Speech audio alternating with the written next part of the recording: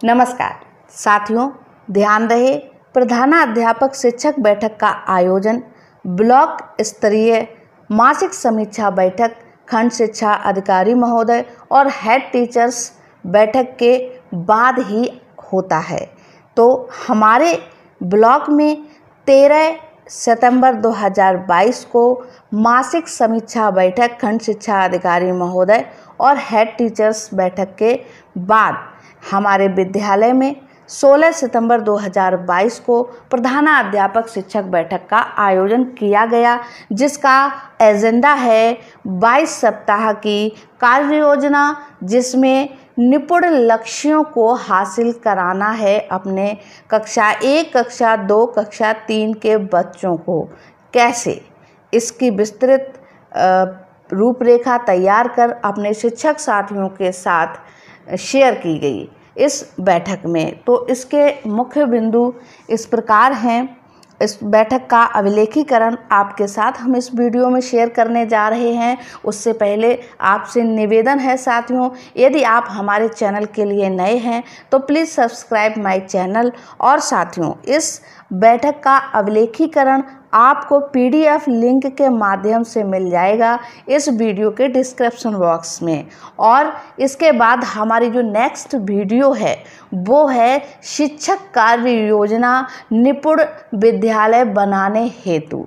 अभी तक इससे पहले जो हमने प्रीवियस वीडियो अपलोड की है वो एक प्रधानाध्यापक द्वारा तैयार की हुई कार्य योजना है, परंतु इसके बाद कक्षा 1, कक्षा 2, कक्षा 3 की शिक्षक कार्य योजना क्या होगी, उनकी वीडियोस आपको बहुत जल्दी मिल जाएंगी। अब आते हैं अपने बैठक के अभिलेखीकरण पर। तो देखिए, सभी सम्मानित शिक्षक, शिक्षा मित्र, आंगनवाड़ी कार्यकर्त्रियों, आपको सूचित किया जाता है कि कल दिनांक 16 सितंबर 2022 को प्राथमिक विद्यालय खरगातीपुर में समय 11 से 11:30 बजे। साथियों, ये समय हम अपने बैठक का हमेशा ही जो भोजनावकाश होता है उसके उपरांत रखते हैं, क्योंकि भोजन करने में और बच्चों को खेलने में जो समय दिया जाता है उसी बीच हम अपने विद्यालय में प्रत्येक सप्ताह यानी सैटरडे को, शनिवार को ये बैठक का आयोजन करते हैं, परंतु इसका अभिलेखीकरण हम मासिक रूप से ही करते हैं। जैसे कि ये सितंबर माह की है, इसके बाद हम अक्टूबर माह की बैठक का वीडियो आपके साथ शेयर करेंगे। तो दोपहर को एक आवश्यक बैठक का आयोजन किया जाएगा, जिसमें निपुण भारत मिशन के अंतर्गत 22 सप्ताह की कार्य योजना की गतिविधियों का संचालन के संबंध में जानकारी दी जाएगी। तो ये हमारा इस बैठक का मुख्य एजेंडा है। हम अपने विद्यालय में 16 सितंबर से इन गतिविधियों का संचालन करेंगे, जो निपुण लक्ष्यों को हासिल कराने हेतु 22 सप्ताह की कार्य योजना हमारे विभाग के निर्देशानुसार 1 अगस्त से आरंभ हुई थी, परंतु हम अपने विद्यालय में इसे 16 सितंबर से आरंभ कर रहे हैं। ऐसा भी हमारे विभाग द्वारा निर्देश है कि आप अपनी सुविधा अनुसार और पर्याप्त संसाधनों के आधार पर अपने विद्यालय में ये 22 सप्ताह की कार्य योजना आरंभ कर सकते हैं। तो इसीलिए मैं अपने विद्यालय में इसको 16 सितंबर से आरंभ कर रही हूँ और 16 सितंबर को ही मैंने प्रधानाध्यापक शिक्षक बैठक का भी आयोजन किया है। विद्यालय में शैक्षणिक गतिविधियों के संचालन हेतु आयोजित प्रधानाध्यापक शिक्षक बैठक के मुख्य बिंदु निम्न प्रकार हैं। पहला, कक्षा 1, कक्षा 2, कक्षा 3 में निपुण लक्ष्यों को छात्र छात्राओं को हासिल कराने हेतु इंचार्ज प्रधानाध्यापिका द्वारा बनाई गई कार्य योजना के एक बिंदु को बैठक में उपस्थित सभी शिक्षिकाओं, शिक्षा मित्र एवं आंगनवाड़ी कार्यकर्त्रियों को विस्तृत रूप से समझाया गया। साथियों, एक बार हमारी इस पंजिका पर भी नज़र डाल लीजिए। ये है हमारे द्वारा 1000 शब्दों में बनाई हुई कार्य योजना, जैसा कि हमारे BSA महोदय द्वारा हमें निर्देश प्राप्त हुए हैं अभी हाल ही में। ठीक है, आगे देखते हैं दूसरा बिंदु। निपुण लक्ष्य ऐप, रीड अलोंग ऐप, दीक्षा ऐप को कक्षा अध्यापिका क्लास फर्स्ट, सेकंड, थर्ड को डाउनलोड करवाकर उनको कैसे उपयोग में लाना है, इंचार्ज प्रधानाध्यापिका द्वारा बताया गया। एवं शिक्षक डायरी को कैसे बनाना है, बच्चों का आकलन शिक्षण से पूर्व कैसे करना है तथा उपचारात्मक शिक्षण हेतु समूह का निर्माण कैसे करना है आदि प्रश्नों के उत्तर देते हुए 16 सितंबर 2022 से 22 सप्ताह की कार्य योजना का आरंभ करने का निर्देश इंचार्ज प्रधानाध्यापिका ने सभी शिक्षिकाओं को दिए। देखिए साथियों, ये जरूरी नहीं होता है कि सारे शासनादेश, सारे निर्देशों को यदि आप लिखित रूप में अपने विद्यालय में सबको प्रेषित कर देते हैं, चाहे वो व्हाट्सएप ग्रुप के माध्यम से या सामने दिखा देते हैं, तो सारे बिंदु जो हैं हमारे सभी शिक्षक शिक्षिकाओं, शिक्षा मित्र से आंगनबाड़ी कार्यकर्तियों को समझ में आ जाए। एक प्रधानाध्यापक का ये कर्तव्य है कि विनम्रता के साथ, समझ के साथ अपने सभी शासनादेशों के हर एक बिंदु को और साथ ही साथ उन शासनादेशों के आधार पर बनाई हुई अपनी कार्य योजना को अपनी बैठक में, अपने प्रधानाध्यापक शिक्षक बैठक में उनको समझाना चाहिए जितना पॉसिबल हो सके। ऐसा ही हमने अपनी बैठक में भी किया।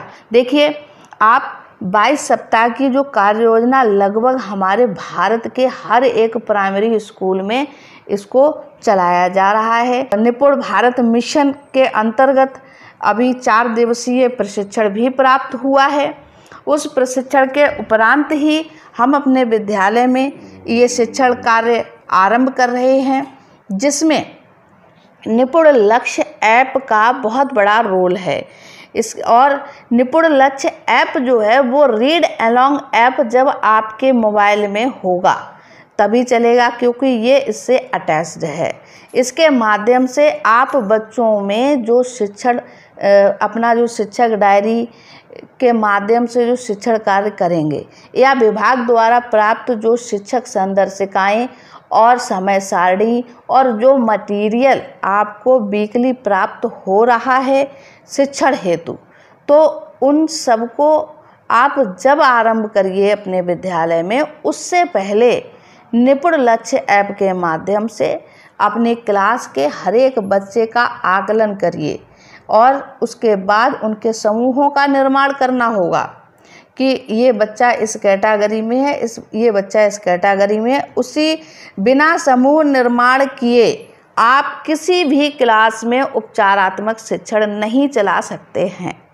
तो ये हमने संक्षिप्त में 22 सप्ताह की कार्य योजना पर प्रकाश डाला है इस अभिलेखीकरण में। हालांकि बैठक के दौरान इस पर विस्तृत चर्चा हुई।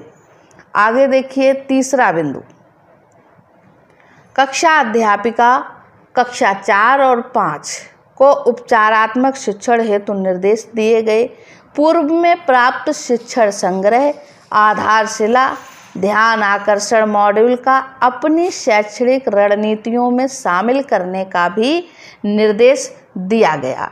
देखिए साथियों, अभी तत्कालिक समय में, वर्तमान समय में कक्षा 1, 2, 3 इस पर फोकस किया जा रहा है हमारे विभाग द्वारा। इसका ये मतलब बिल्कुल नहीं है कि कक्षा 3 से ऊपर की कक्षाओं को अनदेखा किया जाए। हमको मिशन प्रेरणा के दौरान काफ़ी शिक्षण सामग्री, काफ़ी मॉड्यूल प्राप्त हुए हैं, उनका उपयोग करना चाहिए। उन्हीं के माध्यम से उपचारात्मक शिक्षण का अपनी कक्षाओं में उपयोग करना चाहिए, चाहे वो 4 हो, 5 हो, 6 हो, 7 हो या 8 हो। ठीक है, इस तरह से 4-5 की शिक्षिकाओं को निर्देश दिया गया, जिसका सभी लोगों ने बहुत अच्छे से अनुसरण किया है। हमारी बैठक में सभी शिक्षिकाएं हमारे सभी बिंदुओं पर बहुत ध्यान से सुनती हैं और उनका अनुसरण करती हैं।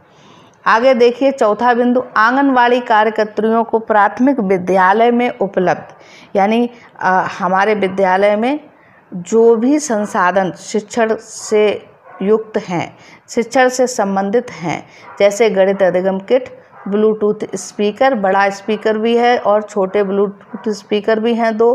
चार्ट पोस्टर जो हमको पहले मिशन प्रेरणा के अंतर्गत प्राप्त हुए थे, वो TLM जो शिक्षण मटेरियल है जो हमने तैयार किया है या हमारे शिक्षिकाओं ने तैयार किया है, स्वयं आंगनवाड़ी कार्यकर्तियों ने तैयार किया है, उन सबका स्वेच्छा से आवश्यकता अनुसार उपयोग करने के निर्देश दिए गए, ताकि उनको ये बिल्कुल भी ना लगे कि हम इस प्राइमरी स्कूल का हिस्सा नहीं हैं।